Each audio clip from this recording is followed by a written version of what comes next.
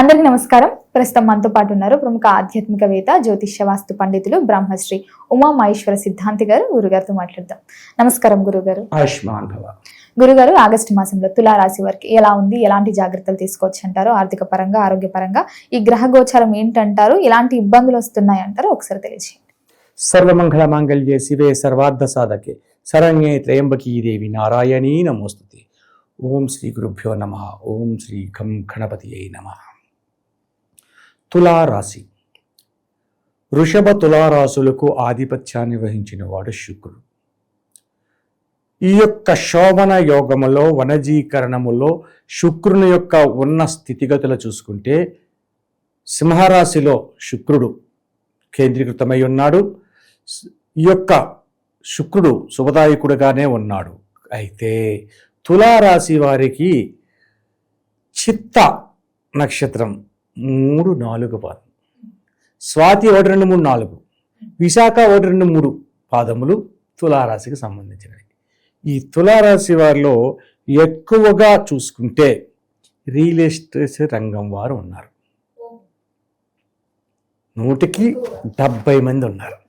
తులారాశిలోనే ఉన్నారు. ఈ real estate సంబంధించిన ఈ రియల్ ఎస్టేట్ సంబంధించిన వారికి ఉన్నతమైన స్థానాన్ని చేరుకుంటున్నారు.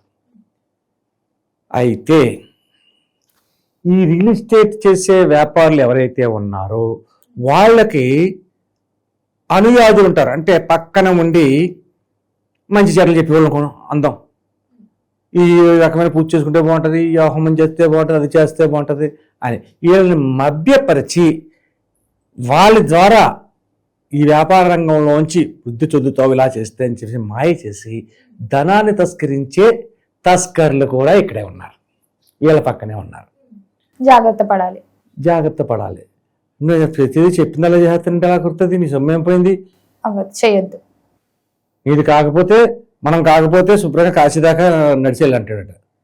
శ్రేయాన్ స్వకర్మే విగుణ స్వరధర్మో స్వనిష్ఠత స్వధర్మే మిథనం సేహ పరధర్మో భయావహ. మనది కాకపోతే ఏమైనా చెప్పచ్చు.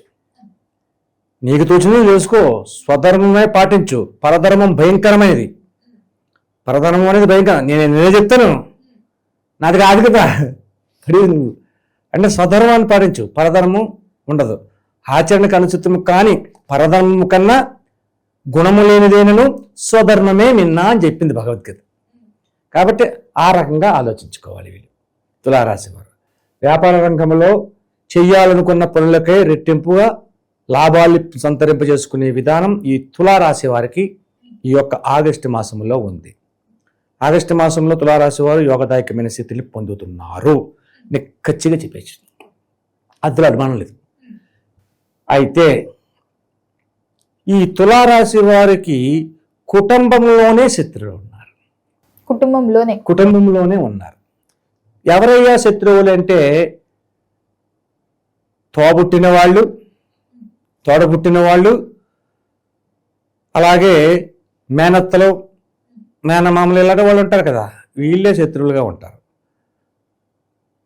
వీళ్ళకి వత్తాసుగా పలికేది తులారాశిలో మగవాడు జన్మించుంటే ఆడవారి భార్య వాళ్ళ తరపున అవుతుంది. ఆడవారు జన్మించి ఉంటే భార్య భర్త వాళ్ళ తరపున వెళ్తారు. దీనివలన వివాదాస్పదమైన స్థితిలో వస్తాయి. అంటే కుటుంబంలో సత్యతాభావం చెడుతున్నది. చెప్పే మాటకి వ్యతిరేకమైన ఫలితాలు పొందుతున్నారు. వ్యాపారంలో బాగున్నది, వ్యవహారంలో బాగుంది, అన్నీ బాగున్నాయి, కుటుంబంలో లేదే. ఎంత కలిసి వచ్చింది, ఏం చేసినా ఇంట్లో ఎంతో కష్టపడి వచ్చినోడికి ఇంటికి వచ్చేసరికి 2 చెంబులు నీళ్లు పోసుకొని కృష్ణారామ అనుకుంటున్న వాళ్ళు ముద్దల నోట్లో పెట్టుకుని 10 నిమిషాలు టీవీ చూసి ఏదో చూసి హాయిగా పడుకుంటుంది, ఒక అందం ఉంటుంది. వాదన చేసుకుని మనసు ప్రశాంతత లేకుండా ఉండి ఏదో ఉన్న సొడుగుతా పెడుతున్నా భోజనం తింటే ఎలా ఉంటుంది సంతృప్తి. అటువంటి స్థితిగతులు ఈ తులారాశి వారికి సంప్రాప్తం ఉంటాయి. అందుకనే కుటుంబంలోనే శత్రువులు ఉన్నారు. అంతే కదా, కుటుంబ శత్రువుల వల్ల కదా వస్తుంది. అటువంటి స్థితిగతులు పొందుతున్నారు. ఇక ఉద్యోగస్తుల వారి యొక్క పరిస్థితి చాలా బాగుంది. మెరుగుపడే యోగాలు ఉన్నాయి. ఇంకా ఉద్యోగాలు సంపాదించాలి అనుకున్న వాళ్ళు కూడా సంపాదించుకోవచ్చు. ఉద్యోగాల్లో ప్రమోషన్స్ పొందుతారు. దూర ప్రయాణాలకు బదిలీలు అవడానికి అవకాశాలు ఉంటాయి. అన్ని రకాలుగా యోగదాయకమైన ఉద్యోగ రంగంలో ఉంది. వ్యాపార సముదాయంలో ఉన్న వస్త్ర వ్యాపారములు యోగదాయకము, సువర్ణ వ్యాపారము యోగదాయకము, రత్న వ్యాపారము యోగదాయకము, కలప యోగదాయకము, సిమెంట్ యోగదాయకము, ఆయిల్స్ యోగదాయకం. ఈ ఆయిల్ అంటే ఎవరు? శనికి సంబంధించింది. శనికి శుక్రుడు మిత్రుడు కాబట్టి యోగదాయకమైన స్థితిగతులు ఈ యొక్క వ్యాపార రంగంలో ఉన్న వాళ్ళు పొందుతున్నారు. అయితే తులారాశి వారు ఈ యొక్క మాసమయందు నూతనముగా ఏదైనా వ్యాపారాన్ని ప్రారంభం చెయ్యవచ్చా? ఆగండి. చేయకూడదా? ఈ యొక్క మాసంలో ఆగండి. కొద్దిగా అనుకూలతత్వమైన వాతావరణం లేదు కాబట్టి ఆగి చెయ్యాలి. ఆలోచించుకుని మీ యొక్క పురోహితున్నో సిద్ధాంతి గారినో ఎవరో ఒకరు ఉంటారు కదా బ్రహ్మలో, ఆ బ్రహ్మగారిని అడిగి అయ్యా ఇలా చేస్తే బాగుంటుంది అంటారా, ఇలా చేయమంటారా అని వారి సలహాని పాటించండి.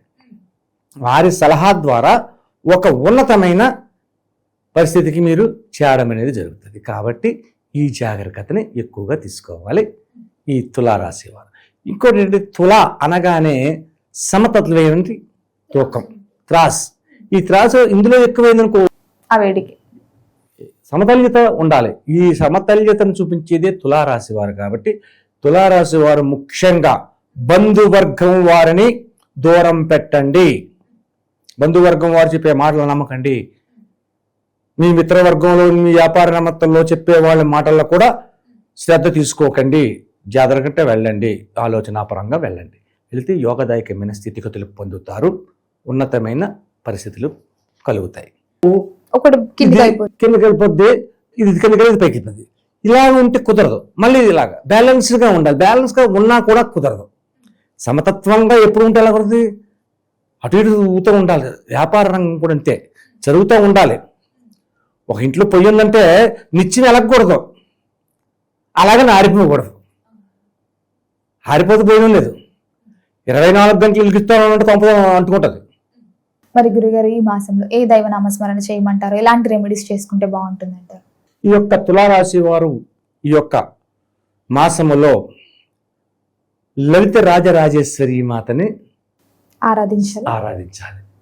రాజేశ్వరి మాతను ఆరాధిస్తే లలితాదేవి హింకారాసన గర్భిత నలసికం సోం క్లీం కళాభయపుత్రం సౌవర్ణాంబరధారణం వరసుదా దౌతో త్రినేత్ర వందే పుస్తక భాషామంకుష సద్భూషితాముజ్వలాంతో గౌరీ త్రిపురాత్రకలాం శ్రీచక్ర సంచారిణీయం. ఇది ఖడ్గమాల స్థుతిలో ప్రథమ శ్లోకం. ఈ యొక్క ఖడ్గమాలను చదవండి. అమ్మవారికి చక్కని క్షీరాన్నాన్ని నైవేద్యం పెట్టండి. ఇంటిలోనే చేయించండి, లేదంటే ఆలయానికి వెళ్ళండి. లక్ష్మీదేవి ఆలయానికి వెళ్ళినా పర్వాలేదు, లలితాదేవి గుడి ఉంటే మరీ మంచిది, లలితని ఆరాధించండి. లేదు జ్ఞాన ప్రసూనాంబ శ్రీకాళహస్తి వెళ్తానంటే అక్కడికి వెళ్ళండి, మీకు దగ్గరగా ఉన్న దానికి వెళ్ళి ఈ యొక్క అమ్మవారిని స్తుతించి ధ్యానం చేసి అక్కడ ఎవరికైనా అన్నదాన విధానాన్ని అవలంబించండి. అన్నదానాన్ని అవలంబించాలి. అమ్మవారిని పూజించినప్పుడు అన్నదానం కంపల్సరీ తీసుకోవాలి. అన్నదానం అంటే మీకు తోచిన విధంగా పెట్టండి. లేదు ఒక ఆలయానికే వెళ్ళారు, ఎక్కడికో కాదు శ్రీశైలం వెళ్ళారు, శ్రీశైలంలో రోజు నిత్యాన్నదానం జరుగుతూ ఉంటుంది. ఆ నిత్యాన్నదానం దగ్గరికి వెళ్ళండి. శ్రీశైలంలో బ్రాహ్మణీమాతని నమస్కరించాం, పూజించాం, స్వర్ణ పుష్పాలతో అర్చన చేసుకున్నాం, అంతా బాగానే ఉంది. మధ్యాహ్నం భోజనం సమయం అయింది, అన్నదాన సత్రంలోకి వెళ్ళండి. శుభ్రంగా మీరు భోంచేయండి. ముందు శుభ్రంగా భోంచేయండి, ఆ తర్వాత విరాళం దగ్గరికి వెళ్ళండి. లేతే విరాళం దగ్గరికి వెళ్ళేదానికన్నా ముందుగా మీరు ఒక బియ్యపు బస్తా మీ కారులో వేసుకెళ్ళిపోండి. ఓ 25 కేజీలు మీ ఇష్టం, ఓ బియ్యం, దాంతోపాటు కందిపప్పు ఓ 2 కేజీలు, 3 కేజీలు మీ ఓపిక మీ కారులో వేసుకెళ్ళిపోండి. అయ్యా ఇది మా విరాళం. ఇక నువ్వు డబ్బు ఇస్తే ఏదో ఖర్చు పెట్టాడు వెళ్దాం. నువ్వు ఇచ్చిందేంటి? బియ్యం ఏముంటున్నారు? ఆ అన్నంలో కలుపుతున్నారు కదా, ఆ బియ్యంలో కలిపే కదా ఉండాలి. కందిపప్పు ఇచ్చావు, కందిపప్పు కూడా అందులో కదా కలిపి ఉంటున్నారు. అన్నదానం జరిగిపోయింది. ఈ రకమైనటువంటి విధంగా ఓ శ్రీశైల క్షేత్రమే కాదు, తిరుపతి వెళ్ళొచ్చు, లేదంటే ఇంకో చోటకి వెళ్ళొచ్చు, శ్రీకాళహస్తి వెళ్ళొచ్చు, ఎక్కడ పడితే అక్కడ అన్నదానాలు ఉన్నాయి. ప్రతి క్షేత్రంలో ఉంది. ఆ క్షేత్రంలో ఇవ్వండి.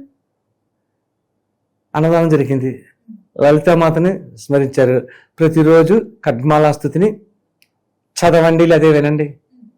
ఇలా చేసుకుంటే అన్ని రకములుగా ఒడదొడుకులని తొలగి చీకు చింతలు లేకుండా సుఖ సంతోషకరమైన జీవితాన్ని ఈ తులారాశి వారు పొందగలుగుతారు. గురుగారు, మొత్తం ఇది మాసం తులారాశి వారికి ఎలా ఉంది, ఎలాంటి జాగ్రత్తలు తీసుకోవాలో తెలియజేసినందుకు ధన్యవాదాలండి. ఆయుష్మాన్ భవ.